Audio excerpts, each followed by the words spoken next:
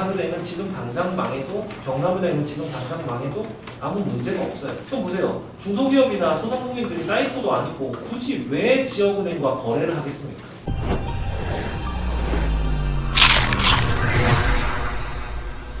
말하는 관계를 제가 다시 설명을 드리면은 여기 이제 생략된 게 신뢰관계라는 말이 있습니다. 신뢰가 생략돼 있어요. 이것도 식상한 얘기긴 한데 설명을 용이하기 위해 가지고 말씀을 드려볼게요. 자, 이런 말이 있죠.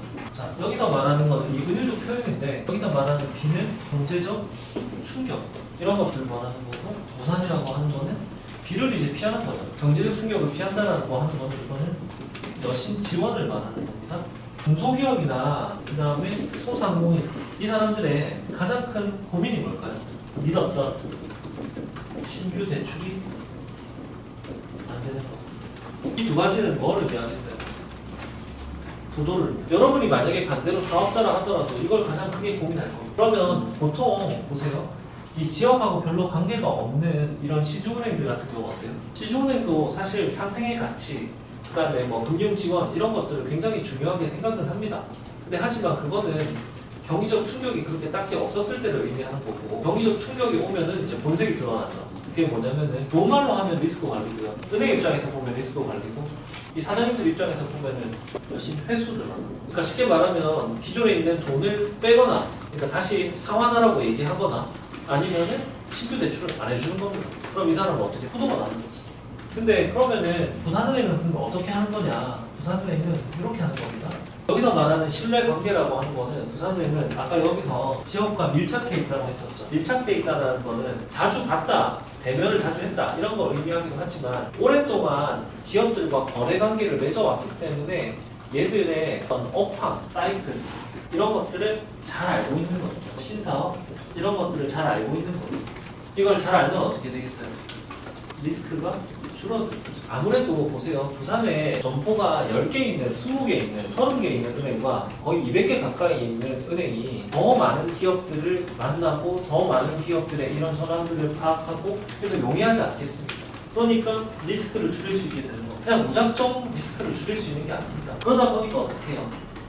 아, 얘는 괜찮겠구나. 이 위기를, 이 파고를 넘어설 수 있겠구나. 이거는 구조적 위험이 아니라 유동성의 위험이구나. 이거를 파악하고서 여신을 제공해 줄 수 있겠죠. 도와줄 수 있겠죠. 맞죠?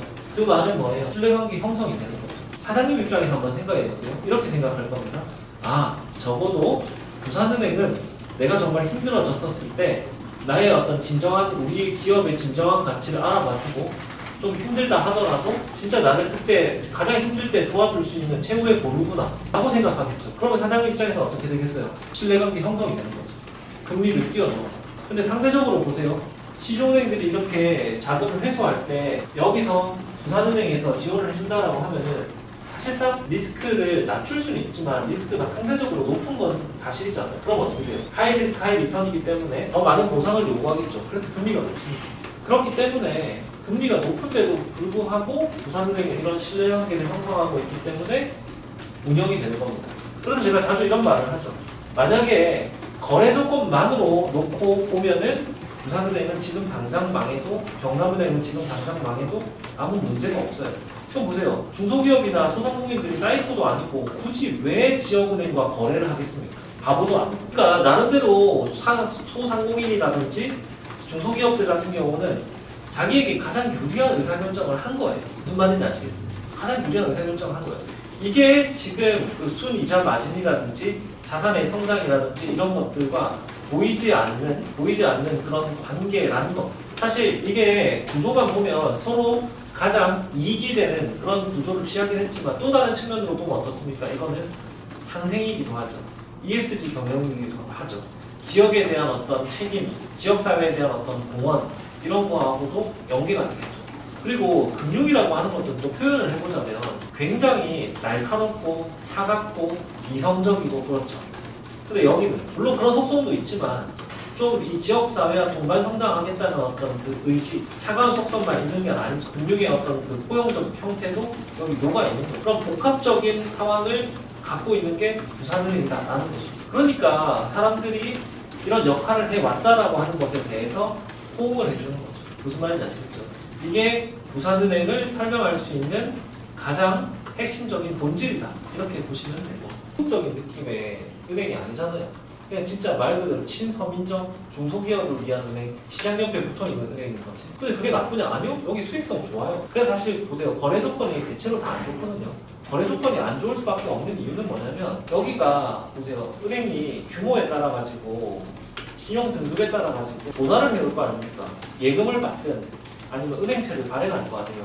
그럼 은행채를 발행할 때 국민은행하고 신한은행이 저리로 채권을 발행하겠습니까? 아니면 부산은행, BNK가 저리로 발행할 수 있겠어요? 대형은행들이 더 좋은 거래 조건으로 채권을 발행할 수 있겠어요? 그 말이 즉슨 뭐를 의미하겠어요? 조달금리가 BNK가 더 불리하고 더 높다는 겁니다. 조달금리가 더 높다는 걸 뭐를 의미하겠어요? 고객들에게 더 좋은 거래 조건을 제시하기가 더 어렵다는 겁니다.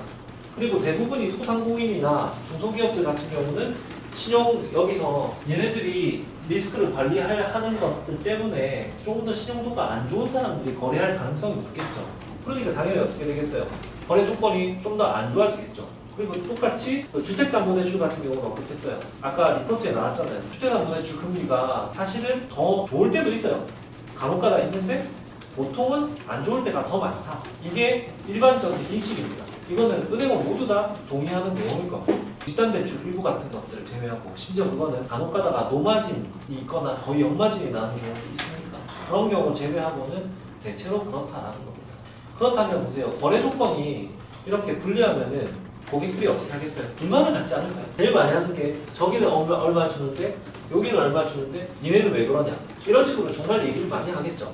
그 말은 뭐겠어요? 직원들이 고되다는 거, 피곤하다는 거, 그럴 수밖에 없겠죠. 그래서 거기다가 점포가 대부분 시장 옆에 붙어 있죠. 1호선 라인, 2호선 라인에 있죠. 그런 걸 극복하기 위해 가지고 이제 신입 회원들이 우수한 사람들이 들어와야 되니까 꼬시는 거죠. 어떻게? 연봉 많이 준다. 초봉이 압도적으로 높죠. 그리고 지금 보시면 어때요? 중소기업하고 소호, 가계보다는 어때요? 주택담보대출도 요새 최근에 많이 늘어난 편이고, 이제 거의 대부분의 대출이 어때요? 가계보다 기업 2배죠. 그리고 가계의 대부분은 뭐예요? 주택담보대출이죠. 그러니까 이 말은 뭐예요? 신용대출을 부산은행에서 안 받는다는 거죠. 왜 부산은행에서 거의 신용대출을 안 받겠어요? 금리가 높으니까 안 받죠. 사실 근데 솔직히 말씀드리면 저도 일을 했었지만은, 저도 주담대를 해줬지만, 저는 여기서 왜 주담대 받는지 모르겠어요. 근데 여기서 주담대 받는 사람은 어떤 사람들이냐면 소상공인들 부산은행하고 거래하고 있는 분들 있죠. 그런 분들이 좀 많아요. 그리고 주담대를 어떻게 하냐면, 이거를 주택담보대출을 갖다가 어디에다 쓰겠어요? 아파트를 구입할 때 쓰는 것도 있지만, 자가인 사람들 있죠. 대출 없는 사람들. 그런 사람들, 사업자들 같은 경우는 사업자금으로 보통 주택담보대출을 많이 쓰거든요. 사실은. 그게 여기다가 일부 녹아있어요. 왜 그러냐면, 주택담보대출은 담보가 있다 보니까 어때요? 금리가 상대적으로 낮거든요. 리스크가 낮으니까. 근데 그게 다 녹아있는 거예요. 근데 그런 걸 실질적으로 감안해보면 어때요? 거의 신용대출은 일어나지 않고 비중이 매우 극히 적고 금리가 높으니까 주담대도 일부 소상공인 대출하고 연계가 되어 있고, 나머지 부분 보세요. 중소기업하고